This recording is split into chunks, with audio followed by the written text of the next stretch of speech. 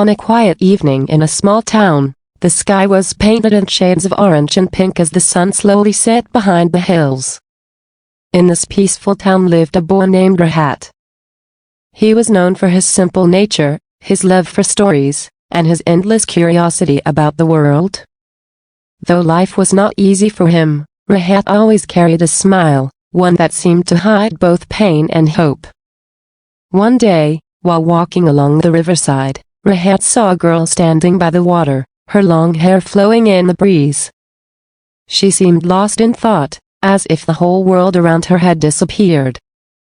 Rahat hesitated for a moment but then approached her with a gentle voice. "Hi, are you okay?" The girl turned and gave a small smile. "Yes, I'm fine. I just like to come here when I need peace." Her name was Emily, a girl from the same town but from a different world. Her family was wealthy, respected, and strict. She was expected to follow rules, maintain appearances, and never mix with people like Rahat. But Rahat didn't know this yet. For him, Emily was just a girl who seemed kind but lonely. Day after day, Rahat and Emily started meeting by the river.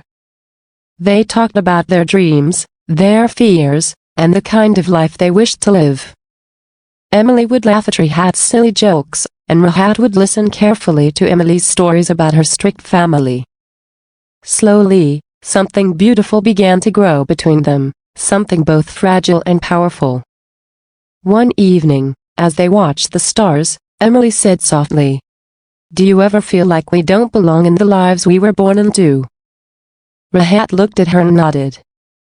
"All the time. But maybe that's why we found each other." Emily's eyes filled with tears. For the first time, she felt understood. For the first time, she felt free. But freedom was not so simple. Emily's father soon discovered her secret meetings with Rahat. He was furious.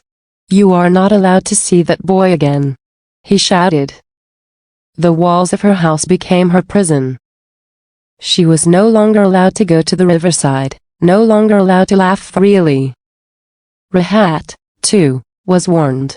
People in the town whispered, "He doesn't belong in her world." Friends told him to stop dreaming. But Rahat's heart refused to listen.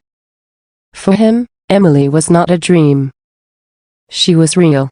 She was everything. One night, under the cover of darkness, Emily escaped her house and ran to the riverside. Rahat was waiting. She held his hand tightly and whispered, "I can't live like this anymore. I don't want a life decided by others. I want to live with you." Rahat's heart raced. He knew the risks. He knew the world would not accept them. But he also knew that love was worth fighting for. They decided to leave the town together. With nothing but hope in their hearts, they boarded a bus to the city. For the first time, Emily felt free. For the first time, Rahat felt alive. The city was not easy. They struggled with money, with work, with survival. There were nights they slept hungry, nights when Emily cried, wondering if they had made a mistake. But every time she looked into Rahat's eyes, she found her answer.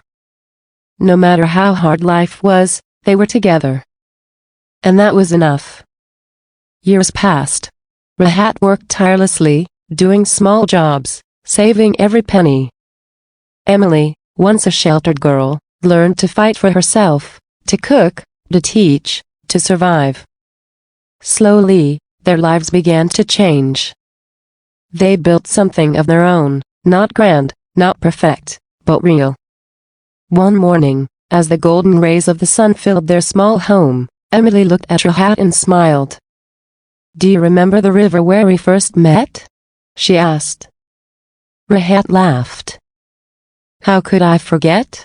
That's where I found my whole world." Emily's eyes sparkled. "And that's where I found my freedom." Their journey had not been easy, but it had been theirs. And in that truth, they found happiness. Sometimes, love does not need castles, wealth, or approval. Sometimes, love is enough on its own. And for Rahat and Emily, love was everything.